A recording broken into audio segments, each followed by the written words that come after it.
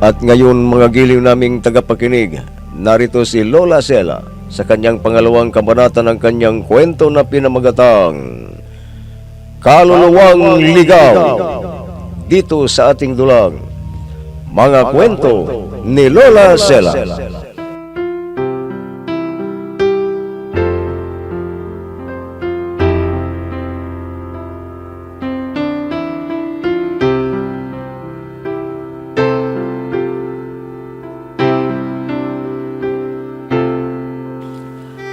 Maganda ang pamumuhay sana nila David at Rita sa lungsod. Subalit, gusto nilang ilayo si Susie sa mga nagpapakitang kaluluwa sa kanya. Dahil mayroon siyang tinatawag na third eye. Iniwanan nila ang inuupahang bahay at bumalik sila sa probinsya kasama ang kanyang lola isi. Nakapasa sa pagsusulit sa papasukang paaralan si Susie at siya ang nanguna at kasama niyang nakapasa ang bagong kaibigan niyang si Ceci. Minsan, katatapos ng klase nila sa isang guro nila, subalit, nandun pa si Susie dahil may nakita siyang kaluluwa ng isang babae na kasing edad niya at bigla na lang siyang sinakal.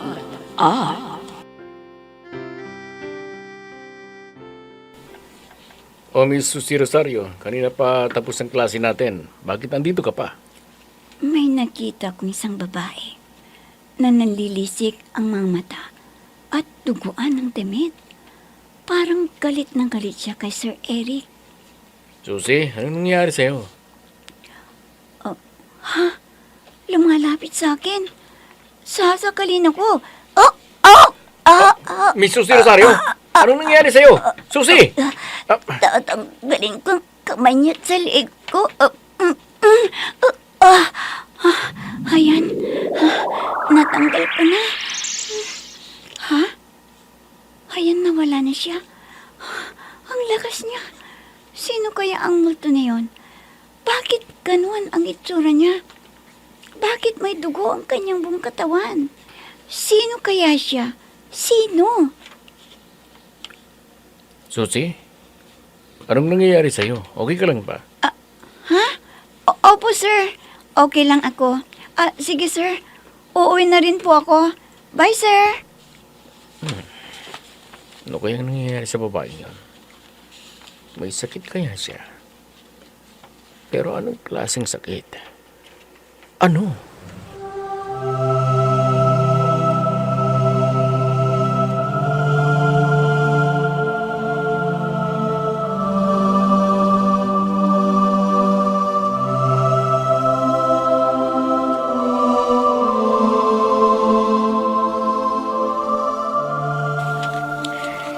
David, anak, sabi ni Rita, may trabaho ka na raw. Hindi mo man lang sinabi sa akin. Totoo bang may trabaho ka na? Opo, inay. Nakahanap din ako. At malapit lang dito. Meron na pala eh.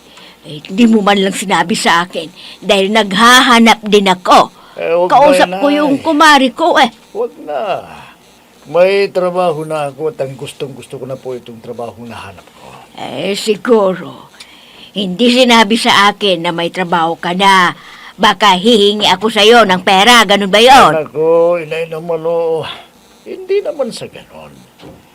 Hindi ko lang nasabi kaagad sa inyo. Baka kilabutan kayo. Kilabutan ako? Bakit naman ako kikilabutan? Ano bang trabaho mo? Musikili din po, inay. Walang pinagkaiba sa dating trabaho ko. Yun naman pala eh. Marangal naman palang trabaho eh. Bakit mo sinabing baka kilabutan ako? Kasi, inay, pumasok akong musiko ng pulinarya. Ano? Sus Mariusip ka na, Ben. Musiko ka ng libing. Nako, baka sumama dito ang kaluluwa ng mga ililibing ninyong patay. Ay, maghanap ka na lang ng ibang trabaho, anak. Inay, mahirap po ang maghanap ng trabaho sa ngayon. Kaya pagtsatsagaan ko muna itong trabaho ito. At katunayan ipinasok ko na rin si Rita na magtrabaho sa parlor. Eh, anong trabaho niya sa parlor? Taga-makeup po siya. Di ba, nagtrabaho rin kayo sa beauty parlor noon? Eh, oo, noon. Eh, kaya lang, namatay na yung baklang ayaw patawag ng sir na manager ko. Kaya natigil. Baka gusto ninyong ipasok ko kayo, inay. Tulad ni Rita. Ha? Ay, oo naman. Gustong gusto ko. Hindi ko pa rin nakakalimutan ang mag-ribbon at mag-makeup. Babae man o lalaki. Kung ganun, sumama kayo sa akin bukas at ipakikilala ko kayo sa manager ko. Aba, teka David. Anong iririban ko? Anong may make-upan ko? Ha? Ano pa, di yung mga bangkay na, inay? Ano? Hoy!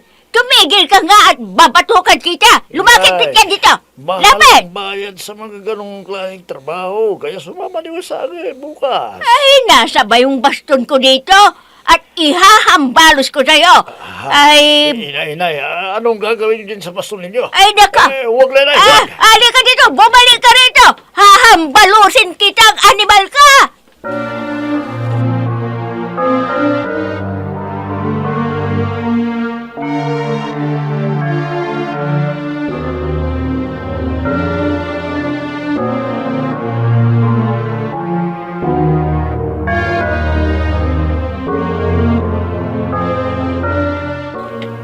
Cecil, sandali lang. Oh, ikaw pala, Erwin. Bakit? Anong kailangan mo? May bago ka palang kaibigan eh. Ipakilala mo naman sa akin yun. Bagong kaibigan? Si Susi ba ang sinasabi mong kaibigan ko? Oo, si Susi nga. Ipakilala mo naman sa akin yun. Yun lang naman pala eh. Sige, mamaya kapag break time, yayayain ko siya sa kantin. At ikaw ang taya sa o-orderin namin. Oo, basta ipakilala mo ko sa kanya, ha? Oo naman. Sige mamaya, kita-kits tayo dun sa kantin Ihanda mo na yung pambayad mo sa o-orderin namin. Oo, promise. Ako ang sagot.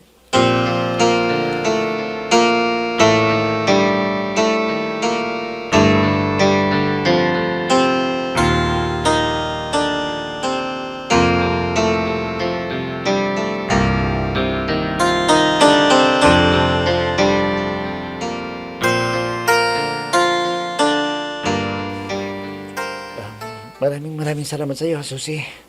Dahil pumayag kang magkipagkilala ko sa iyo. Makikipagkilala lang eh. Hindi naman kailangang ipagkait yun. Buti nga yun, para sa akin. Para dumami ang mga kakilala ko, mga kaibigan ko. Dahil matagal akong ulad dito sa probinsya. 4 na taong gulang pa lang ako nang pumunta kami sa lungsod.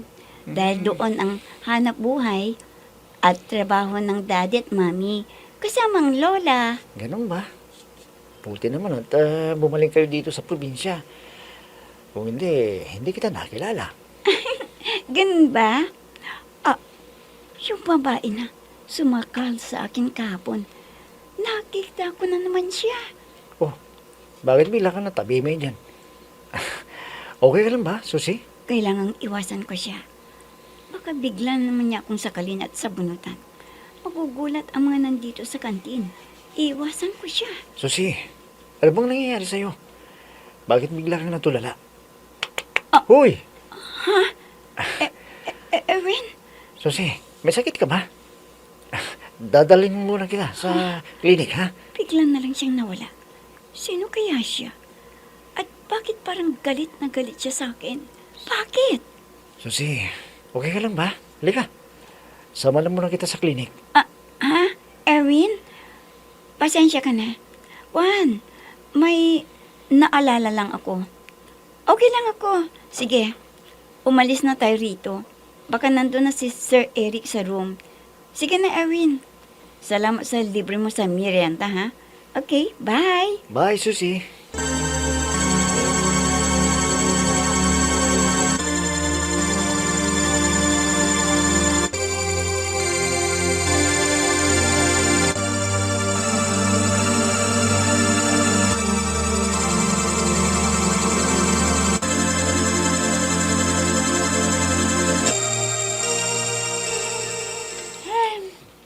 Hazel na naman.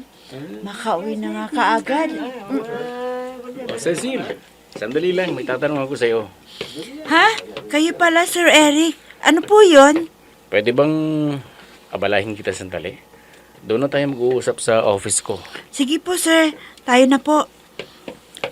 Sir, may kasalanan ba ako sa iyo? Wala naman, Cecil. Basta may tatanong lang ako sa'yo. Nandito na tayo sa kantin. Maupo ka, Cecil. Salamat po, sir.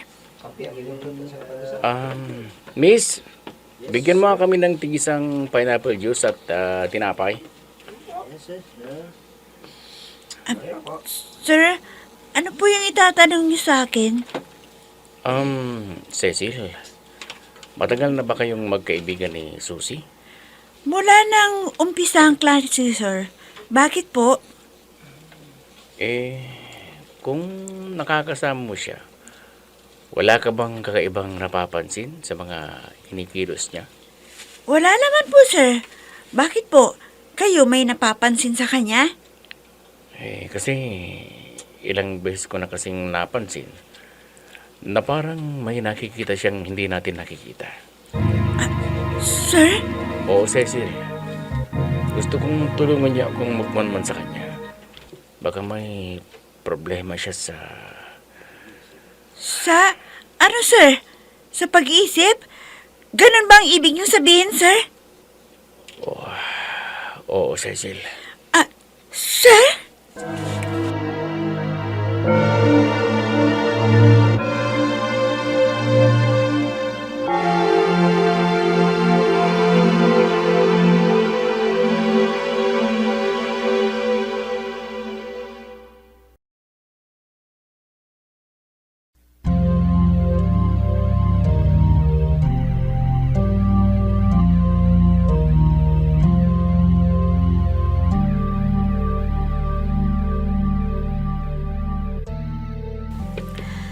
Susi, apo.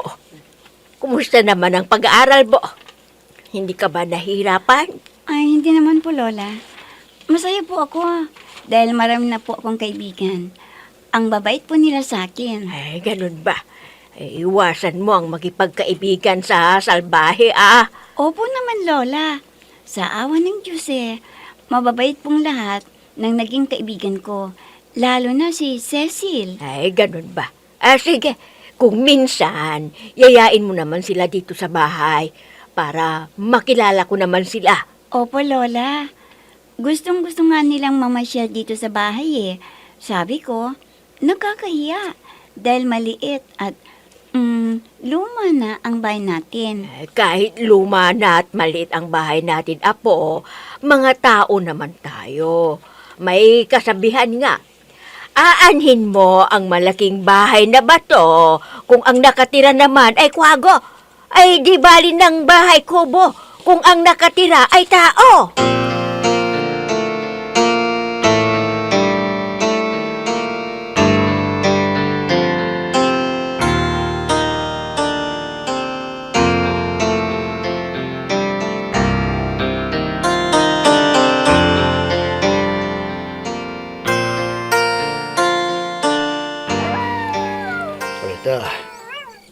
Kamusta naman ang trabaho mo? Hindi ka ba nahihirapan? Noong una, kinikilabutan ako dahil bangkay pala ang minimake-upan at binibihisan ko. Pero nasanay na rin ako. Nawala ang takot ko. Tama yung sinabi mo na matakot ka na sa taong buhay, wag sa bangkay. Oo naman. Dati kinakabahan din ako. Iniisip ko na baka habang tumutugtog at kumakanta ako bumangon yung bangkay at makipag-jamming sa akin. Ay siya nga pala, mula nang mag-umpisa ang klase, hindi na natin nakakausap ang anak natin. Oo nga Hindi bale. Sa sahod natin ipapasyal natin si Susie sa resort para naman malibang sila. Tamang-tama. Sasahod na tayo sa susunod na linggo. Ipapasyal natin sila. Magtanong-tanong tayo kung saan ang magandang resort na pupuntahan.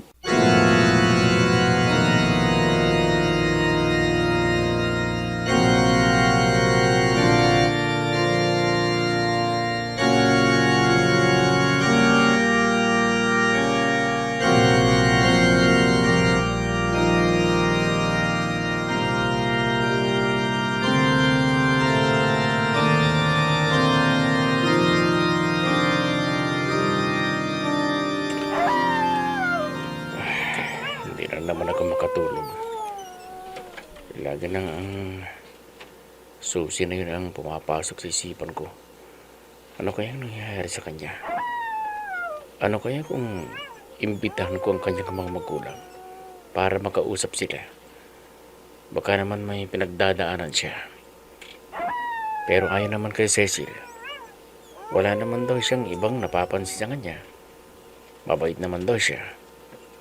Pero bakit gano'n ang nakita ko sa kanya? Na parang may kinatatakutan. O baka naman, totoong may nakikita siya na hindi nakikita ng iba. O, maghahating gabi na pala. Pero hindi pa rin ako dalawin ng antok. Buti na lang at nagawa ko na ang test paper ng mga estudyante ko. Yan. Dinadalaw na rin ako sa wakas ng antok. Makatulog na nga. Oh, ang laptop na ginamit ko na gumawa ng test paper, bumagsak. Pero wala namang gumalaw. Paano nangyari yun? Paano?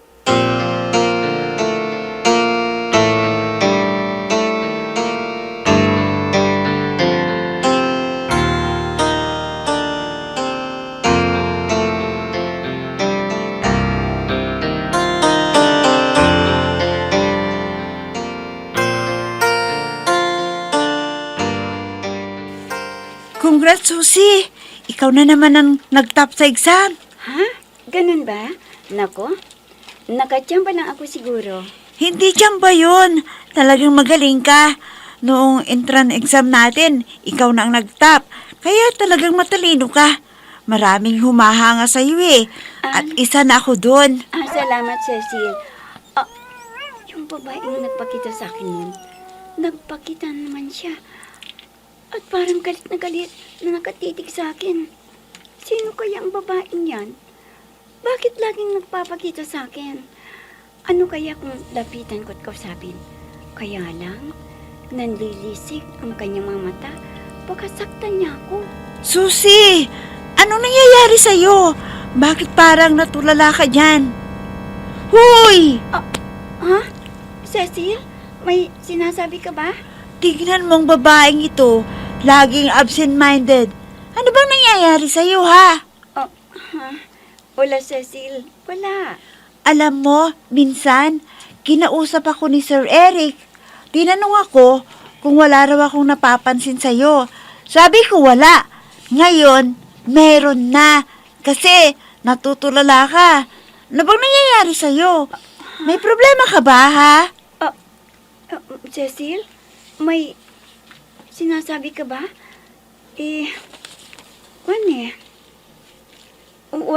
Wala akong problema. Hindi ko sasabihin sa kanya na may nakikita kong babae na nanlilisik ang kanyang mga mata. Baka matakot at ayaw nang makipagkaibigan sa akin.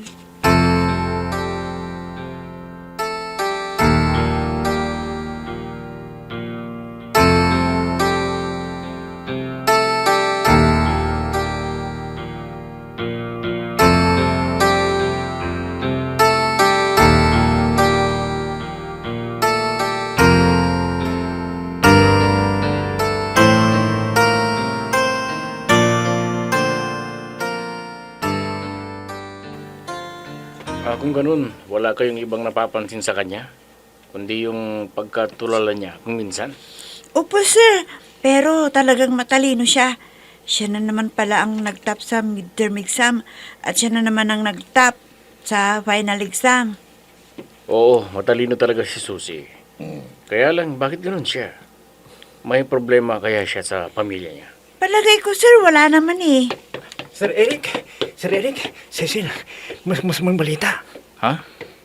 Anong sinasabi mong masamang balita, Erwin? Yung top 5 sa first year sa kurso ninyo, Cecil. Natagpo ang patay doon sa palikuran ng babae.